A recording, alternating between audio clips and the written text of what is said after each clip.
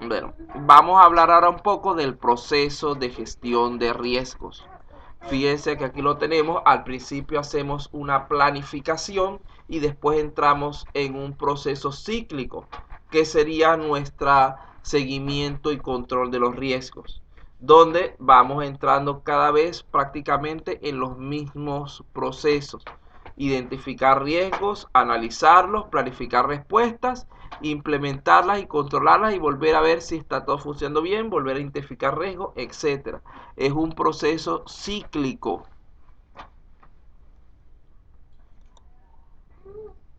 La gestión de riesgos es entonces, podemos decir que es un proceso continuo y como tal no solo debe realizarse al comienzo del proyecto, sino de manera permanente durante toda la vida del mismo. En la fase de planificación, que es la primera fase del proyecto, se identifican y analizan los riesgos. ¿Para qué? Para priorizarlos en función de su impacto y probabilidad. Y por último, se crean los planes de respuesta más adecuados.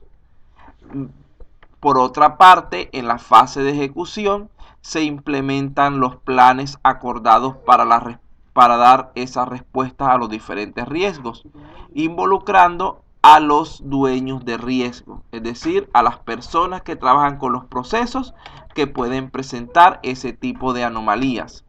Los encargados de implementar las respuestas para cada riesgo deben estar pendientes de hacerlo de la manera más adecuada.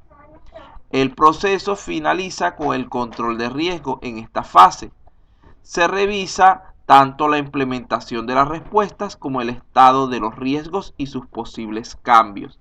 Allí estamos haciendo nuestro ciclo que acababa de decir hace un momento. Hay dos cosas que debemos tener claras acerca de los riesgos. En primer lugar, que son inherentes a cualquier proyecto. Es decir, siempre van a estar presentes, siempre podrán aparecer, por lo que debemos estar preparados para saber cómo responder cuando se materialicen. Repito, es similar a lo de los virus. Siempre hay la probabilidad de un ataque de hacker, de virus, etc. El problema está lo que debemos buscar es estar preparados para responder adecuadamente cuando se produzcan estas situaciones no deseadas. Volver rápidamente a la normalidad con los menores efectos negativos posibles para nuestro sistema. La respuesta frente a riesgos debe ser proactiva, es decir, rápida y eficiente. Nunca debemos esperar a que se materialicen los riesgos para actuar sobre ellos.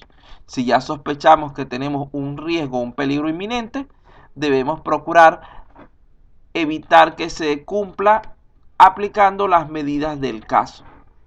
Por ejemplo, supongamos que tenemos un olor a gas. Nosotros no vamos a llegar y a prender un fósforo para ver cómo está todo, sino que lo primero que tenemos que hacer es abrir ventanas y cerrar la llave de paso del gas antes de hacer cualquier cosa que pueda implicar una posible explosión. Porque imagínense cómo estaríamos nosotros incrementando ese riesgo si trabajamos de manera inadecuada. Tampoco debemos quedarnos dormidos en el sitio. No, huele a gas, no importa. No, yo así durmiendo estoy cansado. Resulta que en la mañana amaneces asfixiado. Entonces debemos tomar las medidas adecuadas y a tiempo. Eso es lo principal en cuanto al manejo de riesgos. Aquí hablaremos un poquito ahora de lo que es la tolerancia al riesgo. La tolerancia al riesgo es la disposición de una persona o empresa para aceptar o evitar el riesgo, llegando a establecer áreas de riesgo aceptables y no aceptables. Las personas u organizaciones tienen diferentes tolerancias al riesgo, tal como se ve en la figura.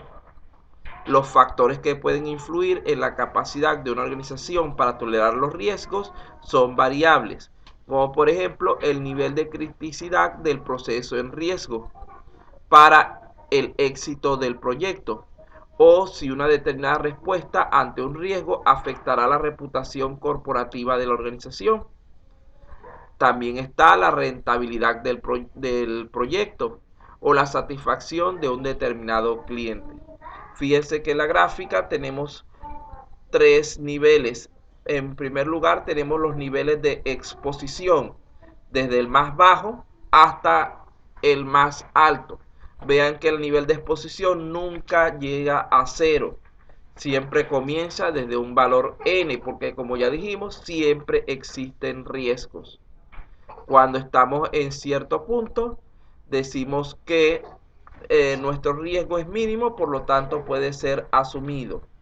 Vean que tenemos allí tres elementos en el medio, en la parte inferior, donde tenemos en primer lugar el apetito de riesgo. ¿Qué es el apetito de riesgo? Es el riesgo que está dispuesto a aceptar la empresa para alcanzar sus propósitos. Esto se ve mucho sobre todo cuando hablamos de cuestiones más de tipo sometidas a incertidumbre, como por ejemplo la bolsa de valores y ese tipo de situaciones donde la persona tiene que arriesgarse un poco, inclusive los nuevos proyectos también son un ejemplo, para poder obtener un beneficio, pero ese riesgo debe estar dentro de ciertos valores aceptables. Luego de allí tenemos una tolerancia de riesgo que está por encima del valor de apetito de riesgo hasta cierto punto donde puede ser controlado. Y finalmente tenemos una capacidad de tratamiento del riesgo, donde hasta cierto punto nosotros podemos actuar sin llegar a una situación catastrófica.